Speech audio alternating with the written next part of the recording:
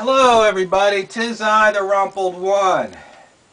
What I'm reading now, The Signal and the Noise, Why So Many Prediction Fails But Some Don't, by Nate Silver. He's pretty famous. If you don't know that name, you might want to check him out on the internet. But this book basically tells us something we know, that the experts usually get it wrong. I mean, whether they're predicting elections or the weather, they're usually wrong. But I read something today that I wanted to share with you because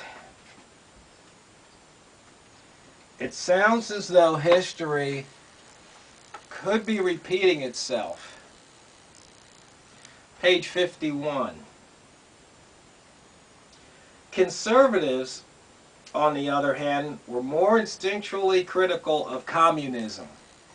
They were quicker to understand that the USSR's economy was failing and that life was becoming increasingly difficult for the average citizen. As late as 1990, the CIA estimated, quite wrongly, that the Soviet Union's GDP was about half of that of the United States, on a per capita basis tantamount to where stable democracies like South Korea and Portugal are today. In fact, more recent evidence has found that the Soviet economy, weakened by its long war with Afghanistan and the central government's inattention to a variety of social problems, was roughly $1 trillion poorer than the CIA had thought, and was shrinking by as much as 5% annually, with inflation well into the double digits. Take these two factors together, and the Soviet Union's collapse is fairly easy to envision. Now, just to let you know, this book was published in the year 2012. It's 2013 right now, February 2nd, Groundhog Day. So this book isn't that old. But do you understand what I just read?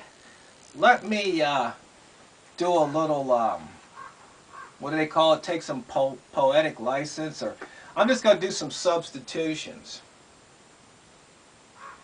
Let's see.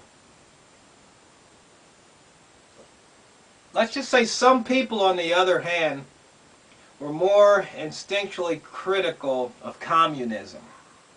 They were quicker to understand that the USA's economy was failing and that life was becoming increasingly difficult for the average citizen.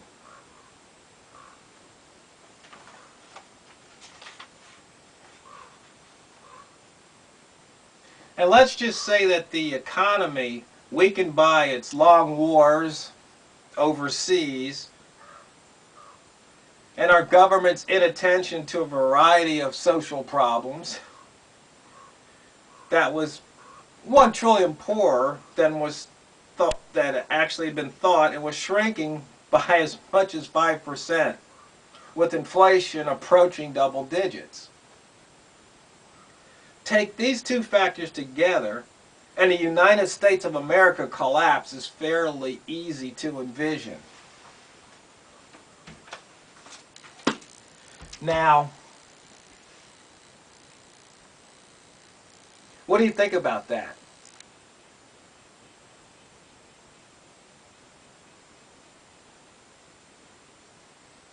I've been saying for a few years that I could see how the United States could go the way of the Soviet Union.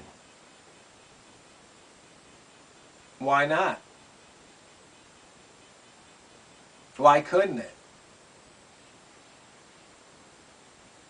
And when you think about recent events, what the government's trying to do to we the people, strip us of more rights and liberties, basically do what they want to do, ignore the Constitution, fail to enforce certain laws of the land, allow lawbreakers to become citizens, turn law-abiding citizens into criminals,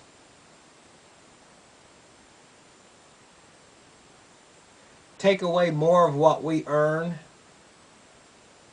force us to pay for things we may or may not want. The list just goes on and on.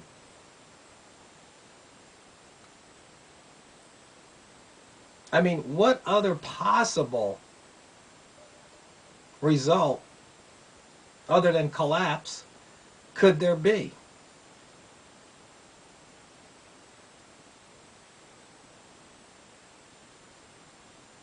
I mean, think about it. Ponder it.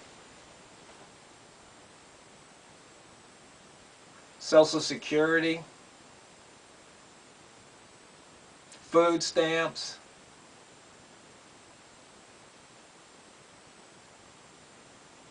I mean, how could we predict anything else but a collapse?